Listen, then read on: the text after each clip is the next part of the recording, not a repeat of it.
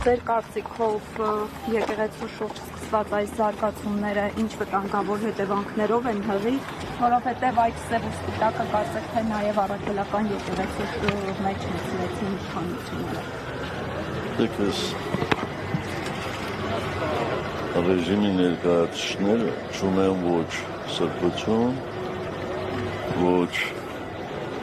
բարոյականություն և ոչ էլ արժանապատվություն։ Եկեղեցու դեմ կարող է աշխատ ձեռնարկել մարդ, ով ունի հոգեկան խնդիրներ կամ լծված է ամբողջովին չարությամբ, կամ էլ կատարում է թշնամու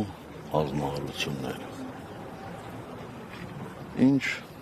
վերաբերում է Վեհապար Հայրապետին, ապա ես վստահ եմ, որ նա հաստատակամ է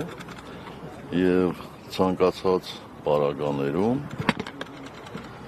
բարեխղճորեն կատարելու է իր ազգային և եկեղեցական ծառայությունները։ Բայց բոլորիս էլ հայտնի է, որ եկեղեցու դեմ հալածանքները միայն ուժեղացնում են եկեղեցուն։ Այնպես որ համբերությամբ սպասենք։ Պարոն Սարգսյան, կիրակի օրը պատարագ է լինելու կարգալույց եղածներ Արամն է հայտարարել, Փաշինյանն էլ մասնակցելու է կիրակի օրվա սուրբ պատարագին։ Դուք ձեր թիմից գնալու եք, չգիտեմ, այնտեղ հովանավանք պաշտպանելու եկեղեցին եւ ինչպես է եկեղեցին պաշտպանելու process-ը պատկերացնում։ Մենք մի քանի անգամ հայտարարել ենք, որ մեր քաղաքական ուժը ամբողջովին կանգնած է Վեհապար Հայրապետի մեր եկեղեցու կողքին եւ մեր գործողությունները մշտապես պայմանավորված են լինելու Վեհապար Հայրապետի հորդորով։ Հենց Վեհապար Հայրապետը կես բառ ասի ցանկացած եկեղեցում, Հայաստանի ցանկացած կետում մենք պատրաստ ենք այնտեղ կանգնելու։ Պարոն նախագահ, Վարդան Ղուկասյանի շուրջ իրադարձությունների մասին ձեր դիրքորոշումն է ուզում իմանալ։ Նայեք, ի սկզբանե ակնհայտ էր, որ Վարդան Ղուկասյանը խոցելի թեկնածու է, նրա վերաբերյալ անընդհատ գործեր են լինում, նախկինում էլ են եղել եւ չնայած այդ հանգամանքին ընդդիմությունը որոշեց այդ թվում ձեր քաղաքական ուժի քվեով նրան դարձնել Գյումրու քաղաքապետ։ Ինչ եք կարծում, եթե ընդդիմությունը ավելի շրջահայաց գտնվեր եւ ավելի անխոցելի մեկին ընտրեր, կունենայինք Գյումրիում այս իրավիճակը, որ ունենք այսօր։ Եվ կար այլ ելք։ Նախ ես կուզենայի, որ դուք շատ ճշգրիտ արտահայտվեք, երբ որ խոսում եք մեր քաղաքական ուժի մասին։ Մենք այո, այնտեղ ունեցել ենք, այսպես ասեմ, մարտում համակրել ենք եւ սատարել ենք, բայց դա չի բայց չի կարելի նույնականացնել մեր քաղաքական ուժը։ Սա մեկ։ Մարտում Գրիգորյանը Ես չեք թողնում ես հարց պատասխանել, էլի։ Գիտեք, մենք բոլորս էլ մեղավոր մարդիկ ենք։ Անկախ որևէ հանգամանքից այդ գործում քաղաքական բաղադրիչը շատ մեծ է։ Եվ ընդհանրապես պարզ է չէ բոլորիս համար, որ այս իշխանությունները ունեն զրո հանդուրժողականություն այլակարգության հետ կապված։ Եվ նրանք ցանկացած գնով, ցանկացած միջոցներով լրացնում են, փորձում են լրացնել այլ կարծիք, այլ քաղաքական դիրքորոշում հայտնող մարդկանց։ Ընդհանուր մինչև մեկուսացնել։ Այս պարագայում Վարդան Ղուկասյանին մեկուսացրել է։ Ինչ վերաբերում է ձեր հարցի երկրորդ մասին, ապա Վարդան Ղուկասյանը այնտեղ ընդդիմության շրջանակներում ամենաշատ քվե ստացած տեխնացու։ Մենք առաջերտին ոչ թե սատարել ենք Վարդան Ղուկասյանին, այլ մեր ժողովրդի այն հատվածին, որը քվեարկել է Վարդան Ղուկասյանի օգտին։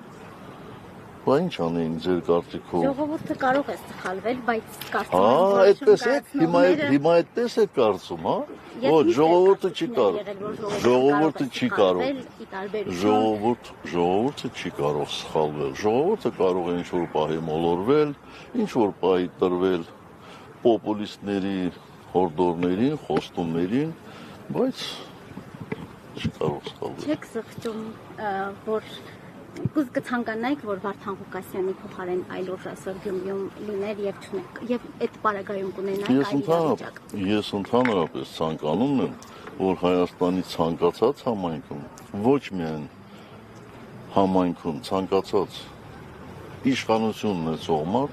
լիներ ամենազնվագույնը։ Միշտ ցանկանայի ամենահայրենասերը, ամենազնվագույնը, ամենալավը, ամենասիրելին, բայց ցավոք սրտի ընտրությունները միշտ չէ, որ բերում են այդպիսի հետևանքների։ Ալիևը հայտարարում է, որ հայկական բեռների վրայից, տարանցիկ բեռների վրայից հանում է սահմանափակումները եւ հայտարարում, որ սա խաղաղության երաշխիքներից մեկն է։ Երբ մենք ունենք օկուպացված Արցախ, տարհանված արցախահայեր եւ գերիներ ու պատանդներ, այդ խաղաղությունը ինչպես է հաստատվելու։ Ես դժվարանում եմ ասել, թե ինչպես է հաստատվելու։ Վտանգներով է հղի այդ ամենը։ Եթե խաղաղությունը մշտական լինի, ես խաղաղության մեջ ընդամենը լավն եմ տեսնում, իսկ վտանգներ խաղաղությունը լինի, թե ընկճություն լինի, վտանգները բոլոր տեղերն էլ միշտ գոյություն ունեն եւ կախված նրանից, թե որոշում կայացնողը ով է, այդ վտանգները կամ իրականություն են դառնում, կամ շրջանցվում են այդ վտանգները։ Իսկ ձեր ասած հայտարարությունը ինձ համար մի քիչ անհասկանալի է, որովհետեւ չեմ կարծում, որ Հայաստան հացահատիկներ կրելու ամենահարմարավետ, ամենակարճ եւ ամենաէժան տարբերակն է։ Եթե այդպիսի բան կա, ես դեմ չեմ բացարձակապես, եթե հացահատիկի որակը լավն է, եթե հացահատիկը հացի գները էժանացնելու է, ես միայն ուրախ կլինեմ։ Անվտանգությունը ապահովելու է։ Անվտանգության հետ դա քիչ կապ ունի։ Ես չեմ կարծում, որ դա անվտանգության հետ կապ ունի։ Այսինքն, եթե չգիտեմ գնացքով ալնելու, թե ինչպես ալնելու, Ադրբեջանի տարածքից այլ ճանապարհ չկա Հայաստան մտնելու, քան նորից հասնի Վրաստան, Վրաստանից նորից Հայաստան։ Ես կարծում եմ, որ մեր վրացի գործընկերներն էլ այդտեղ անելիք ունեն եւ իրենց անելիքը կանեն։ Լավ առումով նկատի ունեն։ Պարոն նախագահ, ինչպես եք վերաբերվում դուք ընդդիմադիր դաշտի խոշորացմանը, քանի որ ակնհայտ է, որ ազգային ժողովը 3-4 ուժից ավելի չի անցնելու եւ այսպես չեք կարծում, որ միավորմամբ է հնարավոր հաղթել Նիկոլ Փաշինյանի նրա իշխանությանը։ Ես չեմ կարող ասել այսօր, որ ազգային ժողովում դուք նկատի ունեք նոր ընտրվելիք ազգային ժողովում 3-4 ընդդիմադիր ուժեր կլինեն, կարծում եմ, գոնե այսօրվա պայմաններում ես տեսնում եմ առնվազն մի 4 ընդդիմադիր հայացքներ ունեցող ուժեր, որոնք հնարավորություն ունեն լինել ազգային ժողովում։ Որոնք են այդ ուժերը։ Եկեք Պարոն Քոչարյանը շեշտել է, պարոն Սարգսյան, ցանկալի է, որ դուք էլ շեշտեք։ Դուք ոնց որ առաջի անգամ եք գալիս այստեղ հարցազրույց։ Ես խնդրել եմ, որ պարոն Քոչարյանը ինձ հարցեր չտաք։ Բայց մենք չենք կարող ձեզ հարցեր չտալ Հայաստանի երկրորդ նախագահի եւ մեկ այլ ընդդիմադիրի վերաբերյալ, որքան էլ դուք դա ուզում եք, չեք ցանկանում, որքան էլ դուք դա չեք ցանկանում։ Արդյոք դուք համարում եք, որ դուք իրավունքներ ունեք, ես չէ։ Դուք իրավունք ունեք։ Բայց մենք էլ իրավունք ունենք հարցեր հնչեցնելու եւ Ճիշտ է, ես էլ իրավունք ունեմ հարցերին կամ չպատասխանելու կամ խուսափելու։ 2026 թվականի ընտրությունների հետ կապված արդեն 1 տասնյակից ավել կուսակցություններ կամ չգիտեմ դաշինքներ ցանկություն են հայտնել մասնակցելու 26 թվականի ընտրություններին։ Դուք դեռևս Հայաստանի Հանրապետական կուսակցությունը, այսպես ասած, որոշում չունեք։ Արդյոք վերանայել եք կամ կարող եք պատասխանել այդ հարցին, մասնակցելու եք թե ոչ։ Ոչ, մենք մեր որոշումը չենք վերանայել։ Մենք այսօր նախապատվությունը տալիս ենք իմպիչմենտին եւ կարծում եմ բոլորդ էլ տեսնում եք, որ խորհրդարանական ընդդիմության իրական կոնսոլիդացիան շատ լավ հնարավորություններ է բացում իմպիչմենտի հետագա իրականացման գործում։ Ես ընդհանրապես շատ զարմացած եմ էլի այն մարդկանց վրա, հատկապես այն քաղաքական ուժերի, ովքեր փորձում են իմպիչմենտը հակադրել ընտրություններին։ Բայց ինչպես կարելի է հակադրել։ Դրանք երկուսն էլ սահմանադրական, չասեմ միջոցառումներ, ամենայն դեպս սահմանադրական դրույթներ են։ Այսպես թե այնպես ընտրությունները կայանալու են։ Եվ սահմանադրությունը հստակ ընդգծում է, որ իմպիչմենտը ճգնաժամային լուծման գործիք է։ Եթե մարդիկ կարծում են, որ այսօր Հայաստանում ճգնաժամ չկա, մենք այդպես չենք կարծում։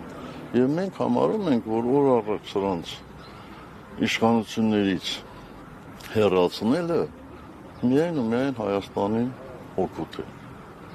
Այնպես որ կգա ժամանակը, մենք մեր կարծիքի կհայտնենք։ Պարոն Սարգսյան, դուք Նիկոլ Փաշինյանին չեք ճանաչում, երբ որ ընդդիմադիր գործիչ էր, երբ իրեն 2018 թվականին իշխանություն ունեցիք։ Ես մի քանի անգամ ասել եմ, հիմա էլ կրկնում եմ։ Ես այդ մարդուն ցեն շատ մոտիկից երևի տեսել եմ մաքսիմում 3 անգամ։ Դա մի անգամ եղել է 93-ի վերջ, 94-ի սկիզբ, մի անգամ եղել է, եթե չեմ սխալվում,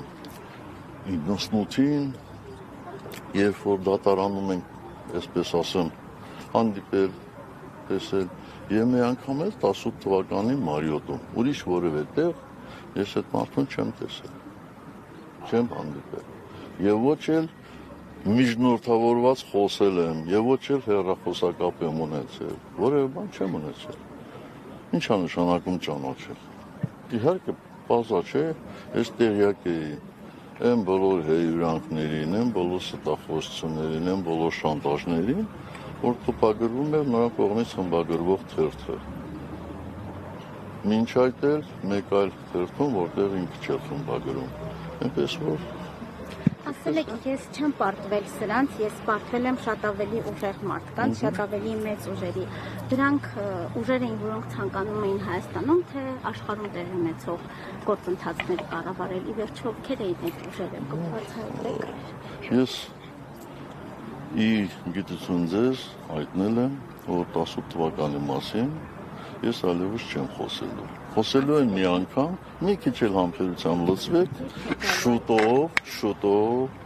ուղիղ հեռարձակմամբ, ձեզ բոլորիդ էլ նաև հնարավորություն է տրվելու հարցեր ուղղելու, շատ հանգիստ կարող եք ուղղել եւ լսել ձեր հարցերի պատասխանները։ Եթերում պարոն նախագահ եկել է, այ վերջո 7 տարի անցել է ձեր հրաժարականից, անընդհատ ասում եք, որ շուտով կխոսեմ ու չեք։ Անընդհատ չեմ ասում, ես դա ասել եմ ընդամենը անցյալ տարվա։ Պարոն նախագահ, մտահոգություն չունեք, որ 2021 թվականի սցենարը կարող է կրկնվել, այսքան ուժերով կրկին ընտրության գնալով եւ նույն, այսպես ասած, արդյունքը ստեղծավորում ունենալով։ Բոլոր պրոցեսներում լինում են եւ լավ իրավիճակներ եւ վատ իրավիճակներ։ Եթե ես մտավախություն չունենայի, այդքան լուրջ չի զբաղվի իմպիչմենտի գործընթացում, բայց օր առաջ այս իշխանություններից հեռացնելը Հայաստանի համար միայն դրական հետևանքներ կարող է ունենալ։ Ես այսօր չեմ կարող ասել, որ ընտրություններում ընդդիմությունը անհաջողության է մատնվելու, բայց չեմ կարող ասել նաև, որ այս ընդդիմությունը լինելու է առանց բռնաճնշումների, առանց քաղաքական հակառակորդների մեկուսացնելու, առանց մուրճի, կներեք բառիս համար, առանց սրան նրան շինելու։ Այնպես որ սա է իրավիճակը։ Պարոն նախագահ, բազմաթիվ իրավապաշտպաններ հայտարարում են, որ պետական մակարդակով իշխանությունները որևէ բան չեն անում մեր գերիներին եւ պատանդներին վերադարձնելու համար։ Եթե իշխանությունները որևէ քայլ չեն անում, դուք ինչպես եք պատկերացնում գերիների վերադարձը հայրենիք, ինչ ճանապարհով եւ լինելով Հայաստանում ամենամեծ քաղաքական ուժի ղեկավարը,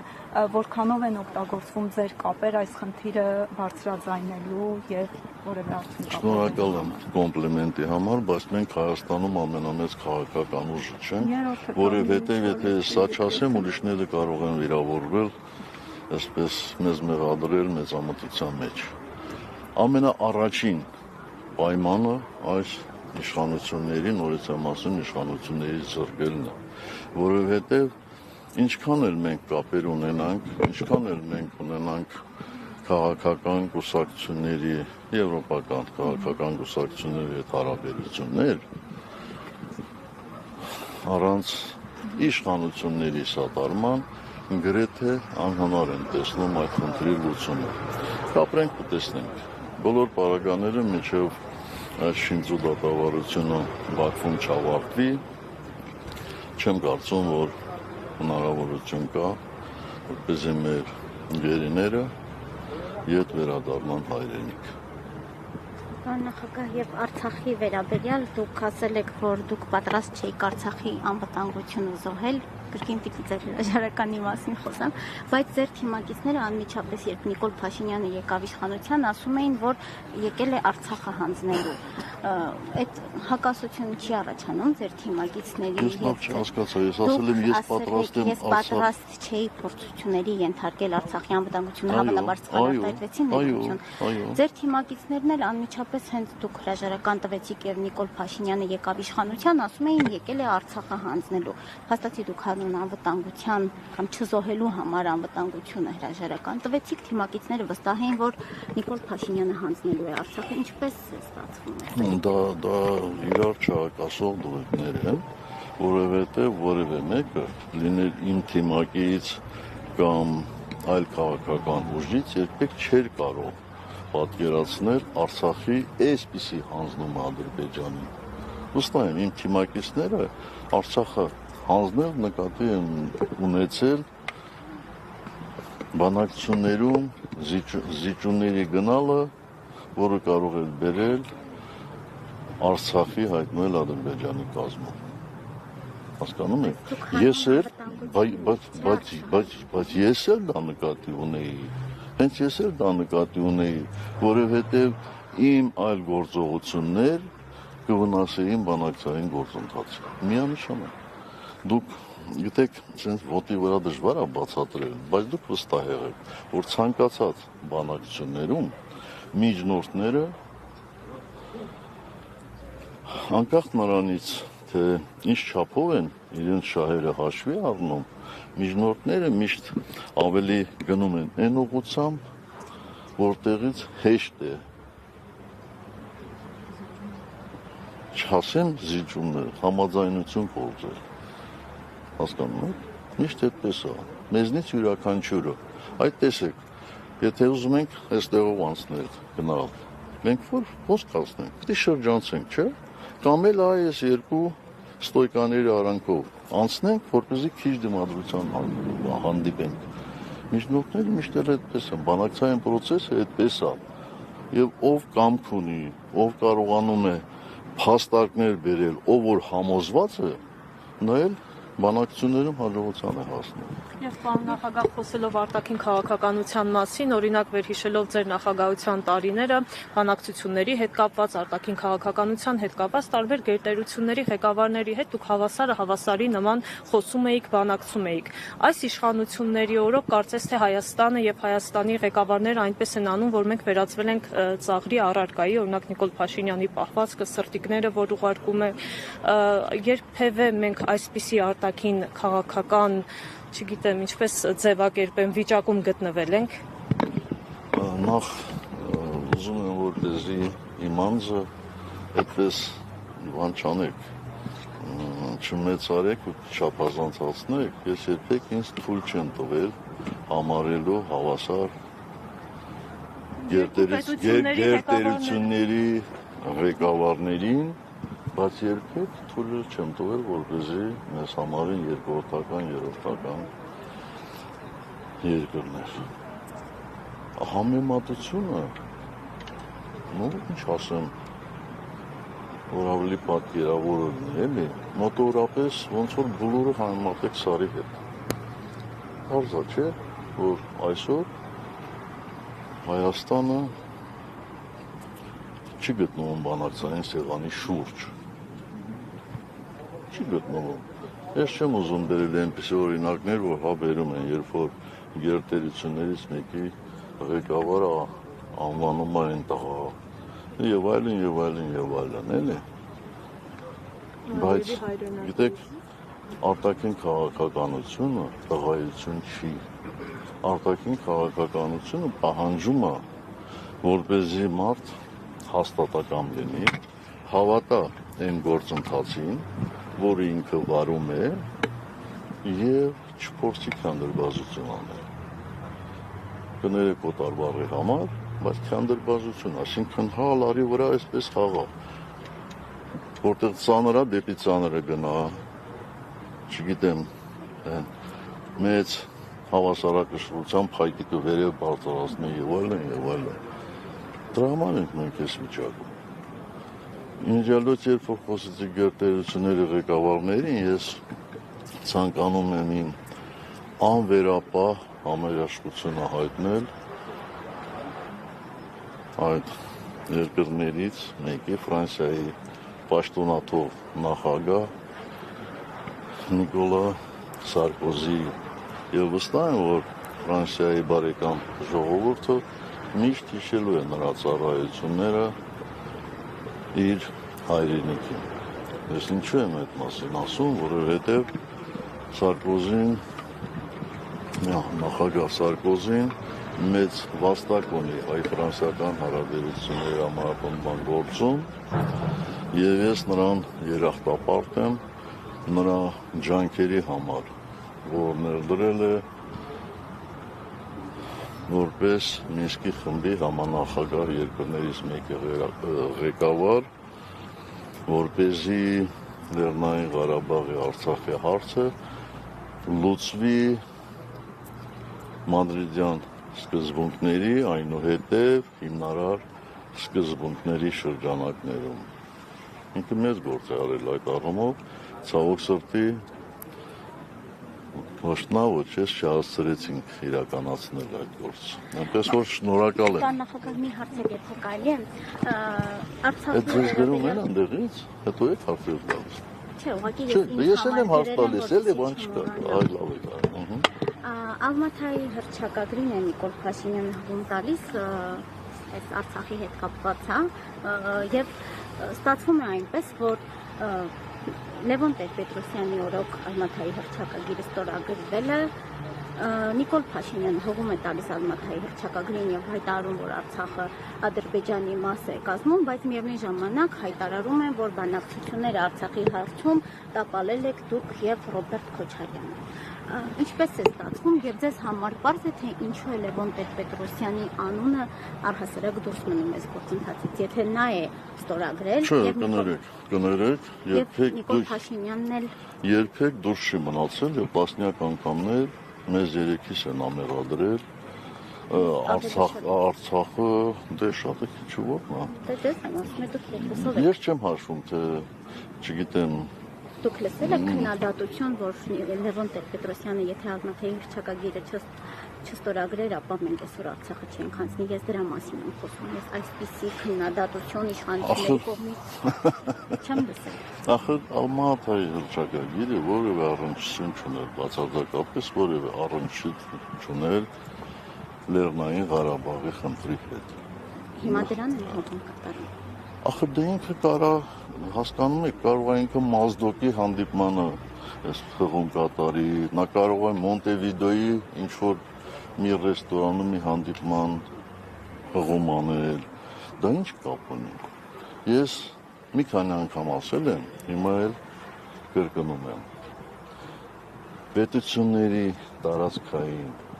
ամբողջականության սկզբունքը որևէ հակասություն չունի ազգերի ինքնորոշման սկզբունքի հետ։ ով այդպիսի հակասություններ է տեսնում, ուրեմն նա ծանոթ չի ոչ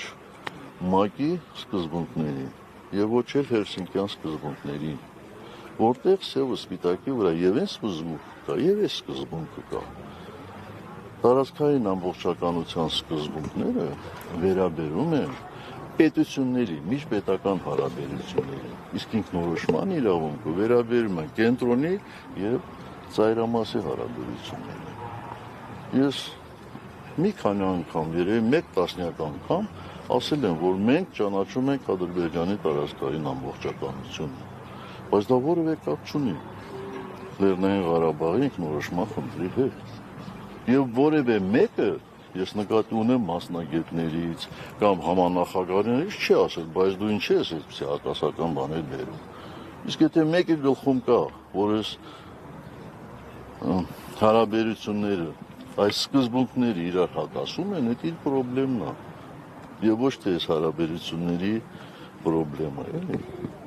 Արջ տարածքալ է գտել։ ՄԱԿ-ի սկզբունքներում հակասություն է գտել։ Կամ Հելսինկյան սկզբունքներում հակասություն է գտել։ Դա ինչ ասենք։